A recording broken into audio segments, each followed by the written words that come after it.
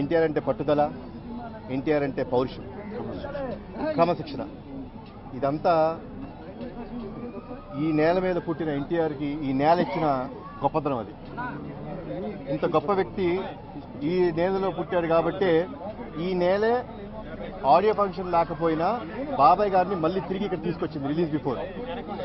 So నిమ్మకూరికి మేమందరం ఎప్పుడు రుణపడి ఉంటామండి. ఎందుకంటే ఇది మా సొంత ఊరు, మాకెంతో ఇచ్చిన ఊరు ఇది. సో ఆ ఊర్లో ఆడియో ఫంక్షన్ లేకపోయినా అట్లీస్ట్ కలిసి వెళ్దాం, ఈ ఊరిని చూసి వెళ్దాం, ఇక్కడ బంధువులందరూ కలిసి వెళ్దాం అనే ఒక గుడ్ కాజ్తో బాబాయ్ ఇక్కడికి వస్తాం జరిగింది. సో హ్యాట్స్ ఆఫ్ బాబాయ్. అండ్ ఎన్టీఆర్, ఈ సినిమా ఎన్టీఆర్ గారి జీవితం మీదండి.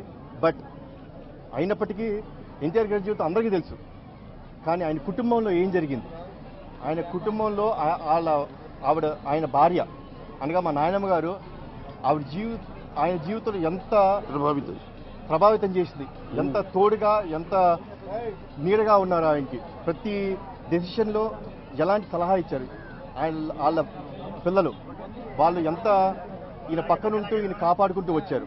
సో ఇలాంటి కథాంశంతోనే ఎన్టీఆర్ ఫిల్మ్ ఉంటుందండి. So definitely it's going to be very very very big hit, దాంట్లో డౌటే లేదు. సో మనకి పండగ ఒక 3 రోజుల ముందే వస్తుంది. 9వ తారీఖు నాడు యొక్క ఇంపార్టెన్స్ కూడా మీ అందరికీ తెలుసు. 1983లో తాతగారు అదే రోజు ప్రమాణ స్వీకారం చేశారు.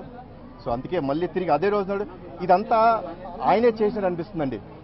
ఇప్పుడు ఇంత గొప్ప సినిమా ఒక తీయడానికి కష్టపడి తీయకూడదండి, ఇష్టంతో తీయాలి, ఒక బాధ్యతగా ఫీల్ అయితే తీయాలి.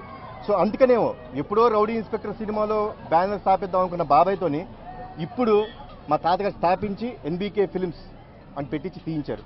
సో ఇదంతా ఆయన చేసిందే. So every credit goes to him.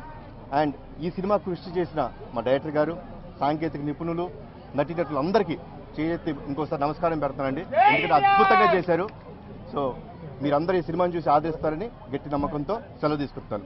జై ఎన్టీఆర్, జోహార్ హరికృష్ణ, జై హింద్.